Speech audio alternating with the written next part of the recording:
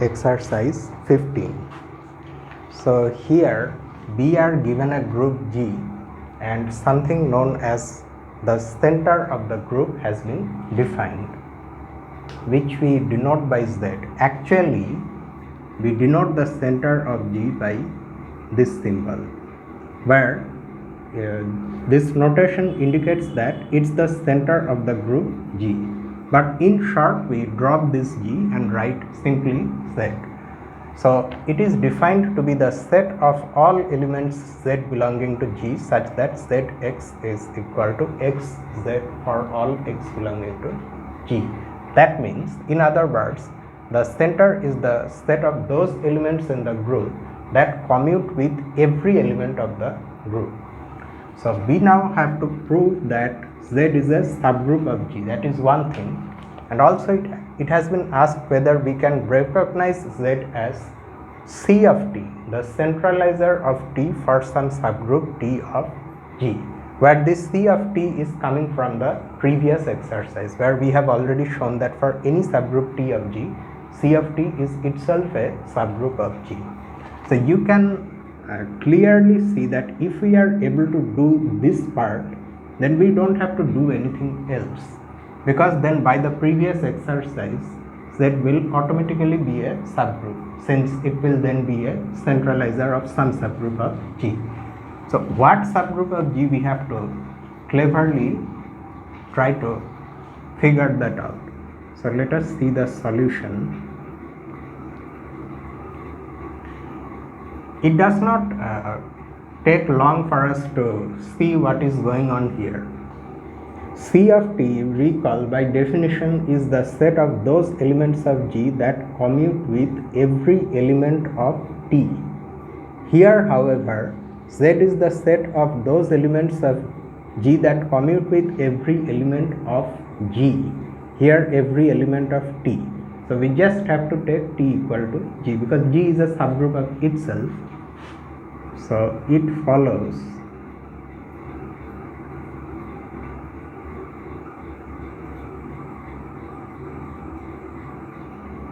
from the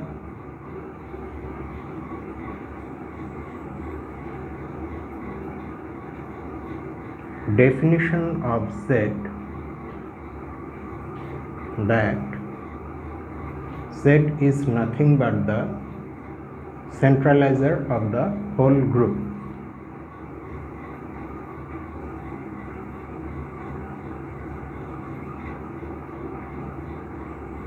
So by the previous exercise, Z is a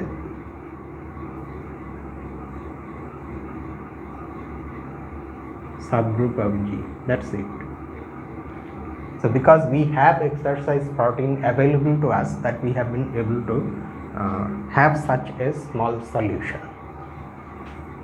Exercise 16 next. Note that we are getting quite a few new concepts in these exercises. These are not just some ad hoc concepts. They will be used, you will see later on naturally in developing the theory of groups. So in the 16th one, we are given again a subgroup if H is a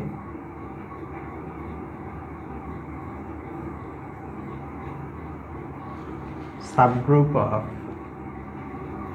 G.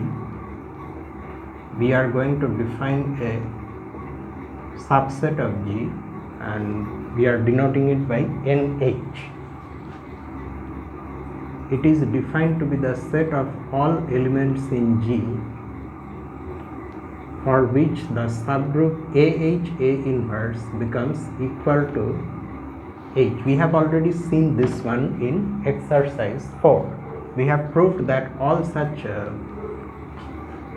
sets that look like that are in fact subgroups.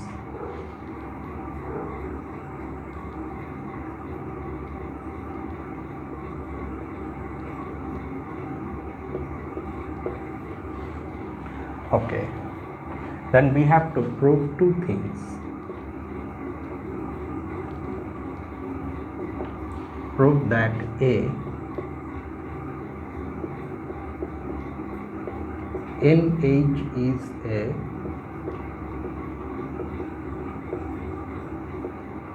subgroup of G, and B, NH contains H as a subset. In other words, NH is a superset of H.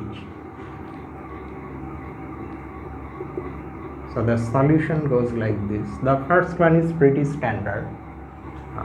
We have to first of all show that NH is a non-empty subset of G, and then we will see the other conditions. Since EH E inverse, where E is the identity, is equal to H, to see why this is so, you go back to this exercise and see the definition of AH A inverse. That will make it clear that this is equal to H in a very trivial manner. Since this is equal to H, we have E belonging to NH and so NH is non-empty. Now we can verify the conditions for NH to be a subgroup. So we choose two elements, X and Y in NH. Then XH X inverse is equal to H and YH Y inverse is also equal to H. Now we have to show two things, that XY belongs to NH, and X inverse belongs to NH. Now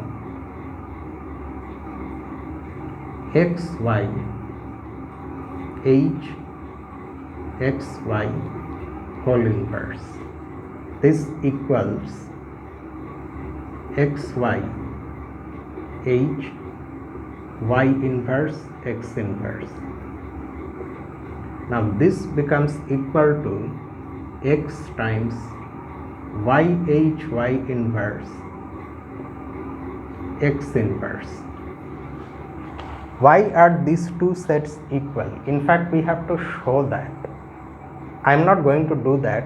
Rather, I suggest you to see why they are equal. What you do is you go back to this exercise, look at the definition of AH A inverse. You use that definition and the associative law available in the group to sort of see that these two sets are equal. In fact, you will see that it's not very difficult to see why they are equal. It will become quite natural. I mean, you can clearly see that they are equal once you see the definition. Only thing is that you have to use the associative law in the group, which is always there. So now in place of YH Y inverse, we have H from this part of the equation, and from the first part of the equation we have this also equal to H. So XY H XY whole inverse becomes H. Hence XY belongs to NH. Now next we have to prove that X inverse belongs to NH. Next, so that means we have to calculate this thing.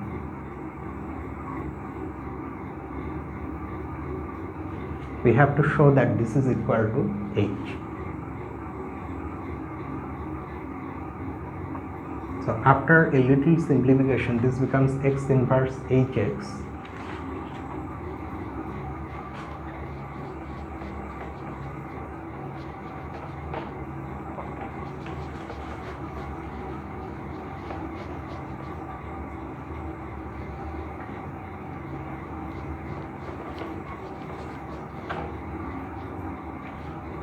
Now what we do, we replace the middle H with this one, XH X inverse. So outside we have x inverse and x, and inside in place of h we write this. Now you carry out a computation similar to this step in the opposite direction. So that gives us x inverse x h x inverse x, which is EH E, which is equal to H. Hence x inverse also belongs to NH.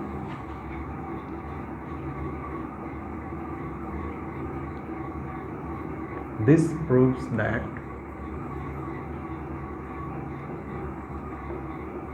NH is a subgroup of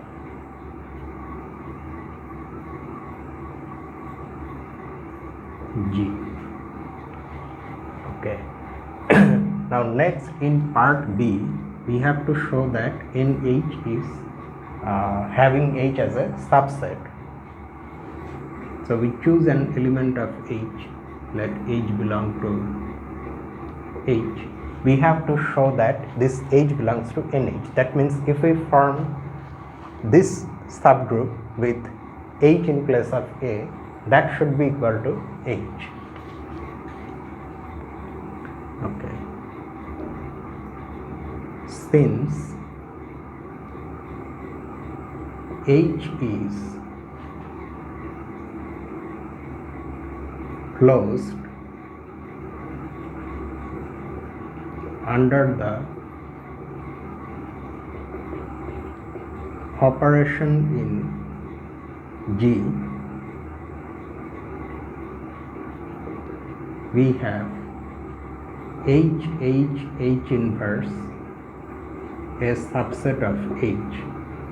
Exactly why is that so? Because if you take any element, say H prime of H, then this is how a general element of this subgroup looks like, and because of closure property, since all the elements involved in this product are coming from H, so this product also belongs to H. So that's why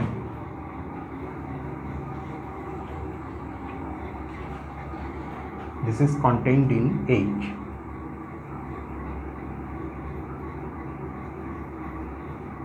Conversely, let H prime be any element of H, then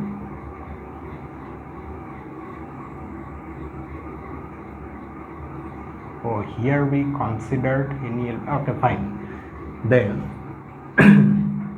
if H prime is any element of H, then what are we trying to show? We have to now show that this is also contained in this. Then H prime is equal to H inverse H prime H inverse. I am writing directly. You can clearly see that these two H and H inverse will give us the identity element which will vanish. Here also H and H inverse will give us the identity element that will vanish, leaving us with H prime, where this element inside the brackets H inverse H prime H is in H. So H prime, which can be written like this,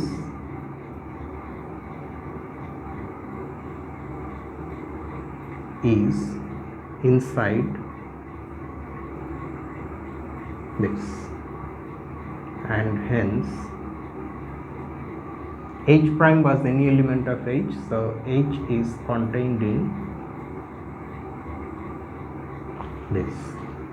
So we thus have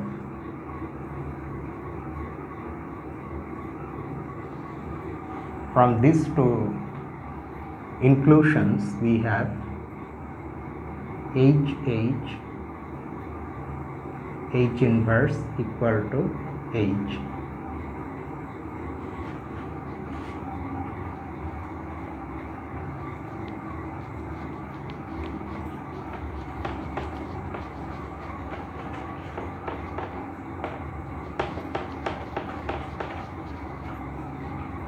And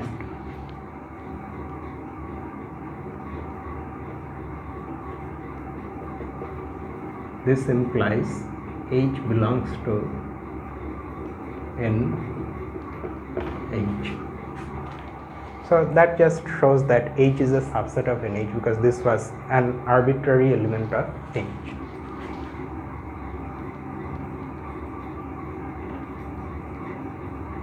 So NH contains H as a subset. So that completes the solution.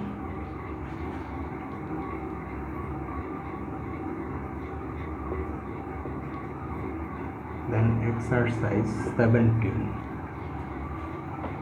Give an example of a group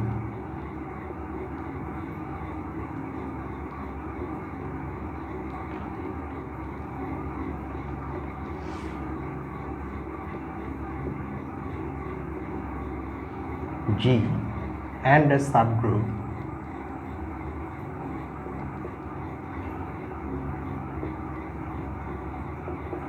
H such that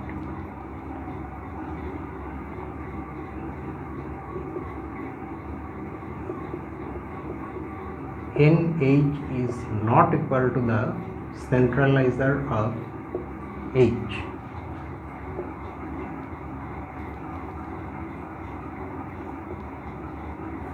Is there any containing relation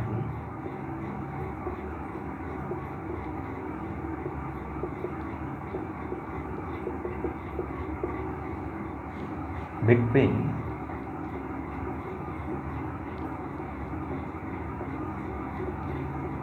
NH and C of H?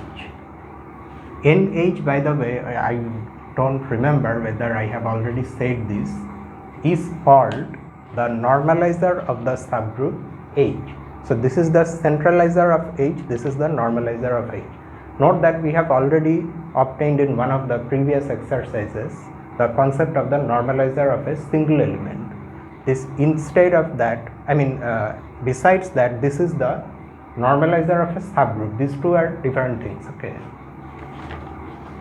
So we have been asked to provide an example of a group and a subgroup for which the normalizer and centralizer are two different things. We have also been asked to show if there is any relationship between these two things, these two subgroups. Now this type of exercises are not easy because one has to come up with an example where this happens. If you play around with these things a little, you will notice that in most of the cases these two will be equal. So it becomes quite difficult to find an example where they are not equal. Nevertheless, the examples exist. That's why the exercise is there. So you consider the subgroup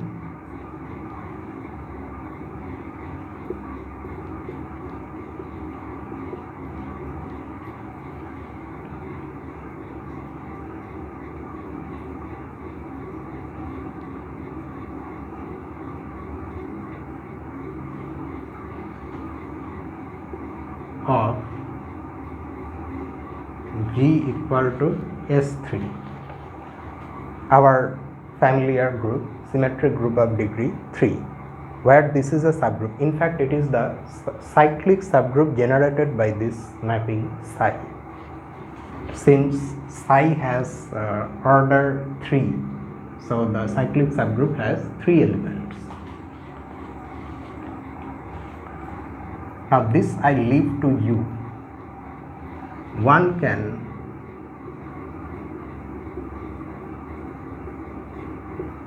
directly verify that n of h is actually equal to g in this case. That is, the normalizer of this particular h is the whole group G. What that requires us to show is this. You take any element of G which will be one of the 6 elements that we already know S3 has, namely E, phi, psi square, phi psi and psi phi. You take all of them, say G is any one such element, you form the product. Okay, GH, G inverse. Say you form phi H, phi inverse. So to form this product, you have to multiply every element by phi and phi inverse from the left and right respectively. You will find that in all such cases, you are getting H, which tells us that G belongs to NH. Now since this G we are choosing is any element of S3, so all the elements of S3 belong to NH, and that's how you can show that NH is equal to G. However, by the definition of CH, the centralizer of H, it is the set of those elements of G that commutes with every element of H. Now, and we know this. However, note that the element phi does not belong to CH. For phi to not belong to CH, there should be at least one element in H with which phi does not commute, and that element is psi, because phi psi is not equal to psi phi. So NH, in this particular example, NH is not equal to CH. In general, we have also been asked to see whether there is a relationship between these two. In general,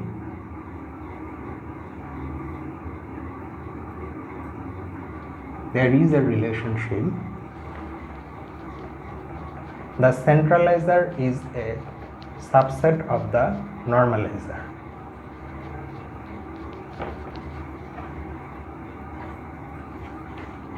In general, we have this.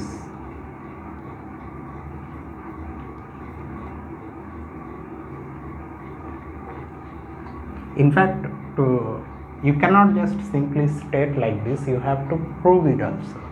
But I am not going to do that here. I leave this to you. You know what to do. You take an element of CH. In fact, let me just briefly show you how to show this. Let X be any element in CH. That means X commutes with every element of H. In other words, XH is equal to HX for all H belonging to H. That's what being in the centralizer of H means. Okay, now from this equation, what do you get? This implies XH inverse is equal to H for all H belonging to H. Now, how does a general element in XH inverse look like? Like this one. And a general element in H is a general element in H. So in fact, from this equation itself we can see that we will have this in a rather trivial manner. Namely, not only are these two sets equal, but if we take an element, this product becomes equal to that central element. Central element means the element in the middle. Okay, so that's why we have this, and hence X belongs to NH. So that's why CH is a subset of NH, but not the other way around. NH is not necessarily a subset of CH, and this is one example where NH contains phi because NH is equal to G, but CH does not contain phi.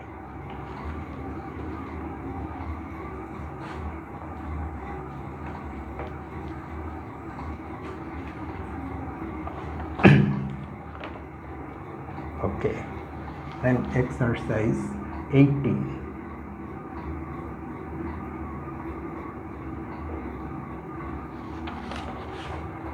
If H is a subgroup of G,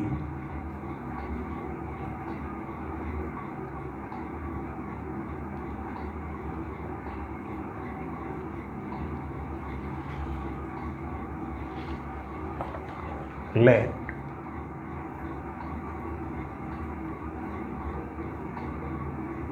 N be defined by this formula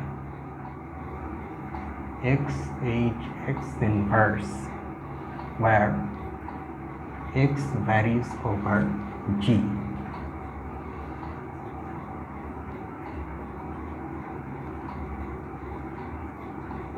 Prove that N is a subgroup of G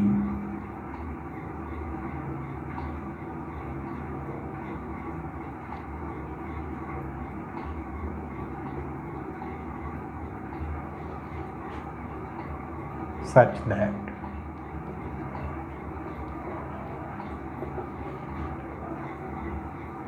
A inverse is equal to N for all A belonging to G. We have seen this equation quite a few times. This equation will give rise to a special type of subgroup in the next section. We will see that then. Okay, so here what we are given is that we are given a subgroup H of G, and using that subgroup another subset has been defined. We have to prove that this N is a subgroup of G for which this condition is true. The first part is quite easy because in one of the exercises we have already seen such a construction. In fact, we can directly write. The strategy here to show that N is a subgroup of G is something you already know. For each element X in G, this X inverse is a subgroup of G. This we already know from exercise 4. And from X, so this becomes an intersection of some subgroups of G, which itself is a subgroup by exercise 1. So we can write like this. By exercise 1 and exercise 4, N is a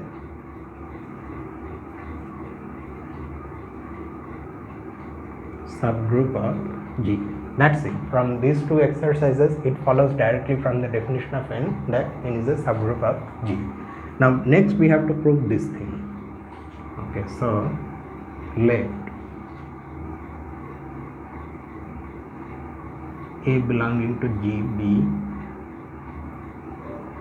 any element.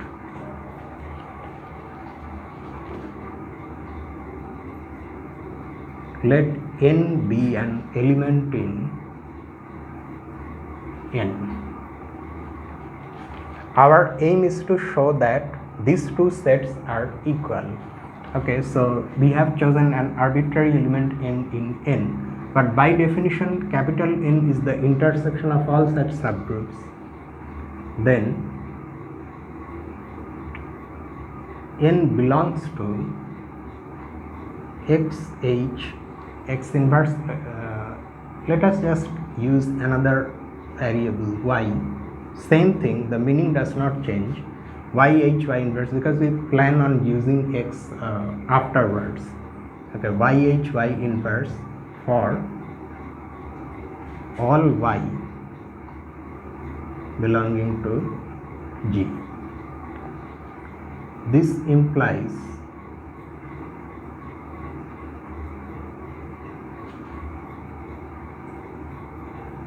that for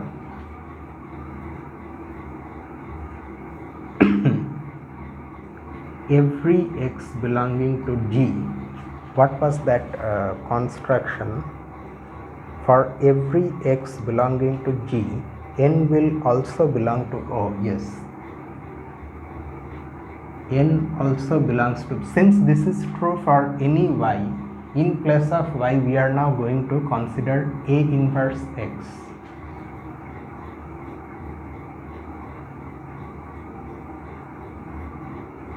N A inverse x inverse, and this turns out to be equal to this set.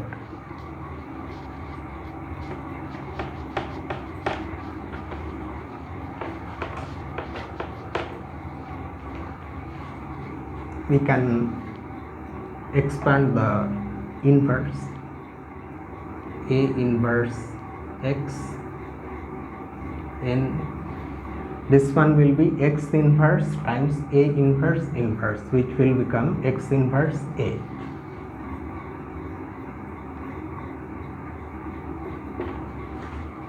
So n belongs to this set.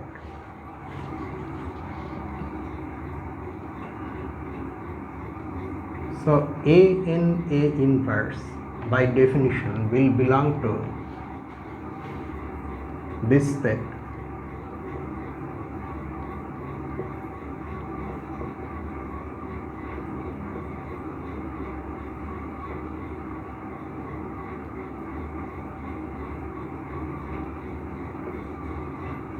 and also don't forget that this is true for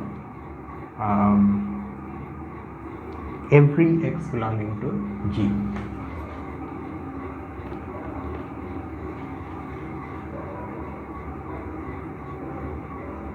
That is, what happens to this set? A and A inverse give us identity. Here also we A and A inverse cancel out, if we want to say like that, and we are left with x and x inverse. The fact that this type of calculations are true, where n can be treated as if it's not a subgroup but an element of the group, is justified by the fact that what can I say? The definition of this product has been made in such a way that you have to take, I'm trying to say this, I'm unable to express in words. By definition, this set is, its elements look like this.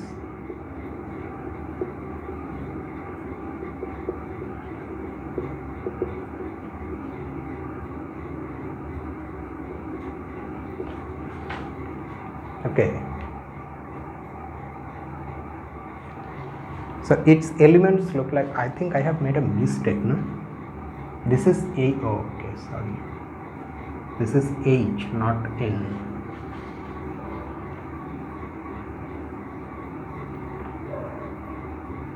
So we were trying to say why this set will give us XH X inverse.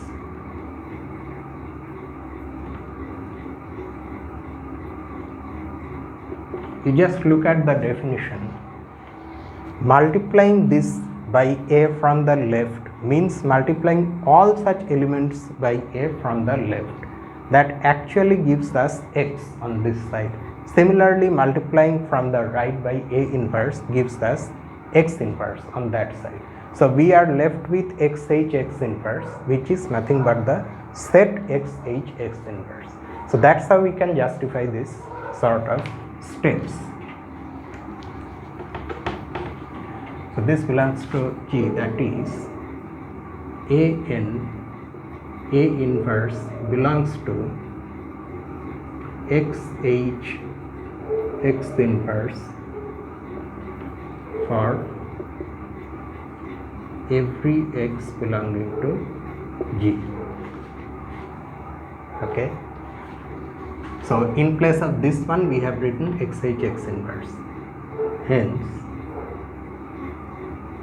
A inverse belongs to, since this is true for every X in G, so this element will belong to their intersection XH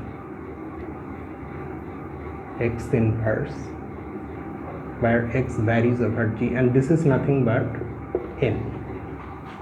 Now because we have chosen N to be any element of N, this is any element of A capital N A inverse. Thus A capital N A inverse is contained in N. From this